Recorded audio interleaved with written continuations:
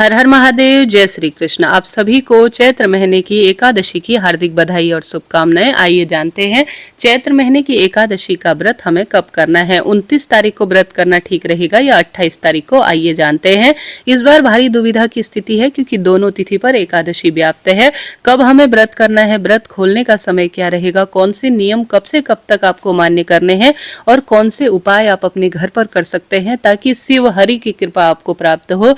पुत्र विवाह, नौकरी, रोग, कर्ज इत्यादि की जो परेशानी से आप जूझ रहे हैं, भले ही आप व्रत कर पाए या न कर पाए, उन सभी समस्याओं का निदान हो। इसके लिए आपको पूरा वीडियो सुनना पड़ेगा जी, अंत तक आप बने रहे। खासतौर पर दशमी, एकादशी और द्वादशी जो कि सर्वश्रेष्ठ 3 तिथि है, इनमें अगर कोई कार्य करते हैं तो अनंत अनंत गुना लाभ होता है। सबसे पहले आपके जीवन में खूब सारी खुशियां माँ भगवती की कृपा से बनी रहे, यही मेरी प्रार्थना है। जैसा कि नाम से ही स्पष्ट है, कामदा एकादशी अर्थात कामनाओं को पूर्ण करने वाली एकादशी। एकादशी का व्रत जगत के पालनहार भगवान श्री हरि को समर्पित है।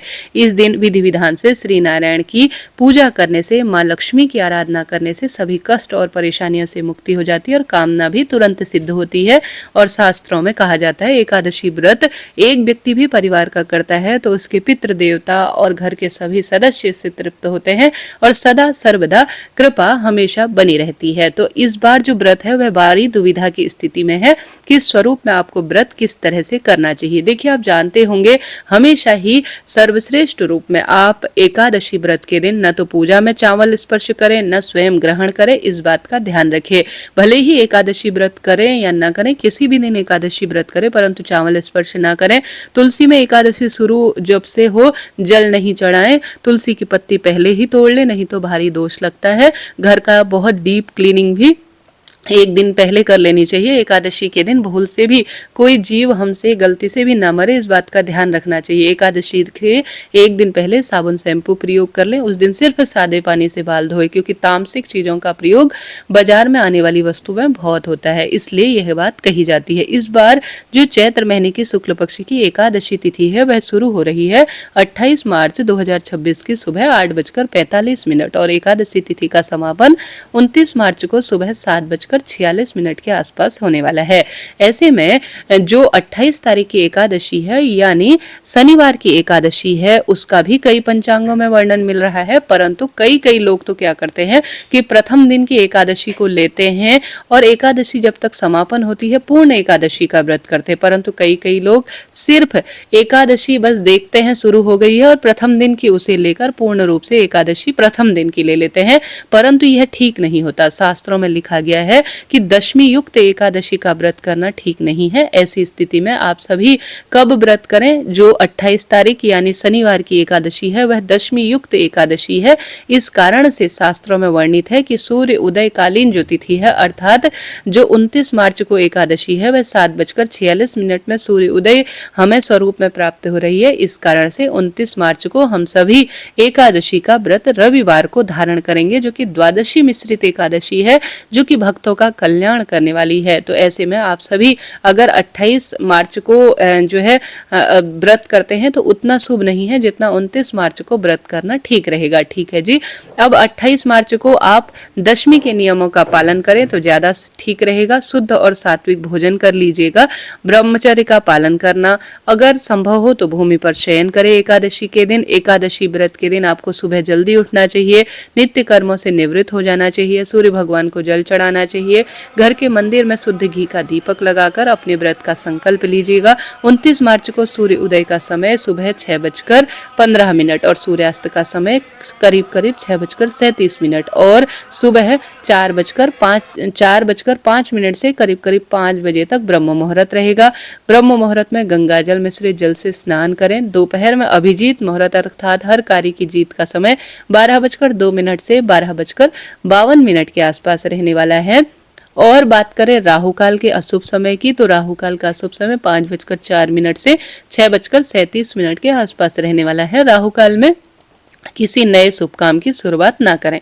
अब हम जान लेते हैं कि एकादशी व्रत का पारण हमें कब करना चाहिए। अब एकादशी व्रत का पारण हम करते हैं द्वादशी में। ऐसे में द्वादशी तिथि जो शुरू हो रही है वह 29 मार्च 2026 रविवार को सुबह 7:46 से शुरू हो रही है और द्वादशी तिथि का समापन 30 मार्च 2026 सोमवार के दिन सुबह 7:09 तक यह रहेगी। ऐसे में एकादशी व्रत का पारण 30 मार्च 2026 सोमवार को सुबह 6:14 से संभव हो तो 7:09 के मध्य में कर लेते हैं तो अति उत्तम, इससे कृपा मिलती है। तो ऐसे में इसी समय व्रत का आप पारण कीजिएगा, निरंतर आपको प्रभु भक्ति प्राप्त होगी और सदा सर्वदा खुशियां बनी रहेंगी। अब आप सभी सुंदर रूप में कैसे उपाय कर सकते हैं दशमी, एकादशी और द्वादशी, सुनिएगा और अंत तक बने रहिएगा। यह बहुत सरल उपाय है जो आपका भाग्य प्रबल कर सकते हैं। सबसे पहले जल्दी उठे, सूर्य उदय से पहले आपको कोशिश करनी है कि गंगा जल मिश्रित जल से स्नान करें। अपने घर का जो शिवलिंग है वहां पर आप हरिहर का ध्यान करते हुए सरल तरीके से, सरल विधि नियम के तहत, जैसे कि हरिहर महादेव की जय और श्री शिव नारायण और कांता चक्र भगवान का नाम लेकर एक लाल फूल, एक सफेद फूल, एक शमी का पत्ता और एक बेलपत्र, ये 4 चीज आपको लेनी है। जहां पर भी माता अशोक सुंदरी का स्थान है उस स्थान पर अपना नाम और गोत्र बोलकर 3 दिन लगातार, दशमी, एकादशी और द्वादशी, कुछ भी नहीं लगना, महादेव द्वारा प्रदत्त है। चारों चीजें अपने हाथ में लेनी है, एक शमी का पत्ता, एक बेलपत्र, एक लाल फूल और एक सफेद फूल। अपना नाम गोत्र बोलकर अपनी मनोकामना जो भी है वह कहते हुए 3 दिन लगातार, एकादशी, द्वादशी, त्रयोदशी या दशमी, एकादशी, द्वादशी कभी भी कर सकते हैं, परंतु 2-3 दिन लगातार अपनी कामना कहते हुए माता अशोक सुंदरी के स्थान पर समर्पित कर देते हैं तो अनंत गुना लाभ मिलता है। अब दशमी तिथि पर है शनिवार, ऐसी स्थिति में दशमी तिथि पर आप सभी शिवलिंग पर काला तिल, काली मिर्च और काला जो लौंग होता है उसका जल शिवलिंग पर चढ़ाते हैं, पीपल सींचते हैं अर्थात कच्चे दूध से पीपल वृक्ष की पूजा करते हैं तो शनि देवता इससे प्रसन्न होते हैं और शनिदेव महादेव के आसपास विराजमान होते हैं। तो पीपल वृक्ष की जड़ में सरसों के तेल का दीपक लगाएं, पीपल वृक्ष की अच्छी पूजा परिक्रमा करें। शिवलिंग पर काली वस्तु चढ़ाने से या शिवलिंग पर सरसों का तेल चढ़ाने से अनंत गुना लाभ होता है और दशमी में यह सबसे श्रेष्ठ कार्य है।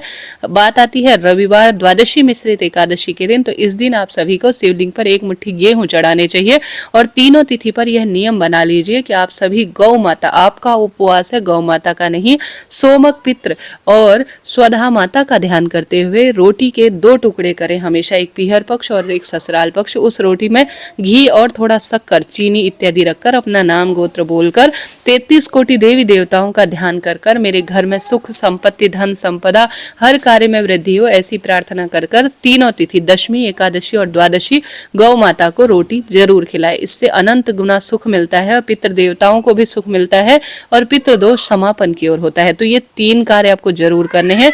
दीपदान की बारी आती है, 5 दीपक इन 3 तिथि में जरूर लगाएं। एक तो घर के द्वार पर, एक तुलसी में, एक घर की रसोई में, एक घर के मंदिर में, एक आप कहीं नहीं जा सकते, जैसे शिव मंदिर नहीं जाना होता, नारायण जी के मंदिर नहीं, बेलपत्र, आंवला, बड़, पीपल, इन पवित्र वृक्षों की जड़ में आपका जाना नहीं होता, तो अंतिम 5वां दीपक अपने घर के ही द्वार पर या अपने घर की छत या बालकनी पर अपना नाम गोत्र बोलकर और उन स्थानों का ध्यान कर कर जहां आप नहीं पहुंच पाए हैं यह दीप दान कर लेते हैं तो लाभ होता है। तो इस तरह से 5 दीपकों का दान करें तीनों तिथि पर। बेलपत्र वृक्ष की पूजा, शिव मंदिर में दीप दान, घर पर तुलसी की लकड़ी का दीपक अर्थात तुलसी की जो लकड़ी है उसका दीपक कच्चे सूत और घी और रुई में डुबोकर अपने घर के मंदिर में ओम नमो भगवते वासुदेवाय महामंत्र का जाप करते हुए श्री नारायण के सम्मुख प्रज्वलित करते हैं तो इसका अनंत गुना लाभ होता है। घर के मंदिर में श्री शिवाय नमस्तुभ्यम या ओम नमो भगवते वासुदेवाय महामंत्र का जाप करते हैं तो भी यह अनंत गुना लाभ देने वाला होता है। इन 3 तिथि में जितनी अधिक हो शिव नारायण की स्तुति करें, आपका भाग्य प्रबल होगा और ज्यादा से ज्यादा दान पुण्य पूजा पाठ में अपना समय व्यतीत करें, कीर्तन करें, भक्ति करें, जाप करें और महादेव और श्री नारायण की कृपा से सब आपको मिलेगा। इन नियमों का पालन करें। आशा उम्मीद है मैंने आपको संपूर्ण बात बताई। फिर भी कोई प्रश्न हो जरूर लिखिए। आपसे अनुरोध है चैनल को सब्सक्राइब जरूर से करें।